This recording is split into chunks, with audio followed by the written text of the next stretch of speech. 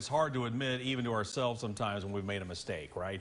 But financial slip-ups can cost us a lot of money. Here to share 4 financial faux pas and how to avoid them altogether is local financial professional John Vandergriff from Blue Ridge Wealth Planners. John, thanks so much for coming in.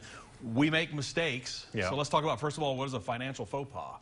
Well, the limited spectrum of my French says a faux pas is a false step or a mistake. And so the key is highlighting what these are and trying to avoid compounding them on top of each other, because that's just going to cause money to unfortunately leak out of either your bank accounts or your income on a monthly basis. Sure. All right. So what's the first one we need to watch out for? So first one is unused memberships or streaming accounts. You know, I'm guilty of, you know, a show or a movie only being on one. And so you get on there with the full intention of canceling it, and then you forget about it, and it's very easy to do. And so we've got to make sure we know what those are. So maybe looking at our credit card statements, even looking through, I've seen sometimes where through like Amazon Prime, we'll get some secondary streaming through that. So you want to make sure you're checking all the different places that you're getting billed so that you can cancel those, and make sure that you don't have any unused money going out, especially when costs are going up, which seems on a daily basis. And as you'll find, the more you do, it really starts to add up.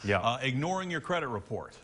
Yes, that is one where I think, you know, on the short term, we don't think about some of the expenses that we have. It is really the difference maker for a lot of people in getting a car or a house today.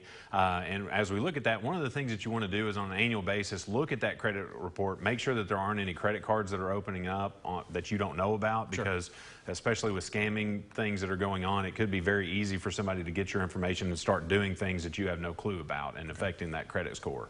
Yeah, definitely want to monitor that. Like you said, coming to buying a home, buying a car, things like that, it's really going to weigh heavy. Turning down free money. Yep, so you wouldn't think that most people would ask their employers to pay them less, but when you don't take advantage of 401k matching, that's effectively what you're doing. A recent study came out that 1 out of 3 employees are not taking full benefit of those free dollars that you're getting.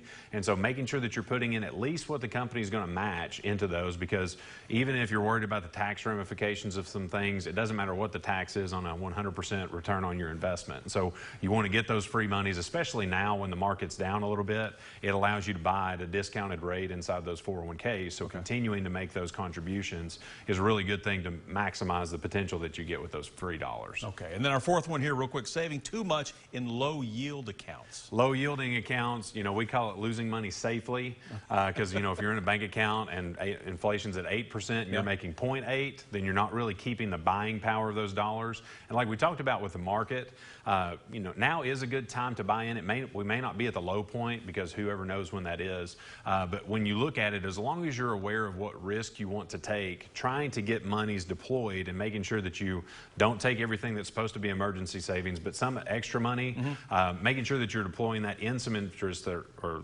high yielding investments, or putting it in stocks if you've got a longer term horizon. And if you're not sure where to go, like I had a conversation today with a client where he wasn't sure how much he wanted to have in emergency reserves. We walked him through an exercise to see how much made sense. Talk to a financial professional, talk to us, see if we can help you make some good decisions and put together a plan that addresses both the short and long-term goals that you have. And that really what it comes down to. You got questions, contact a financial planner. They can walk you through it, get you all set up. John, as always, we appreciate it. All right, Lori, back over to you.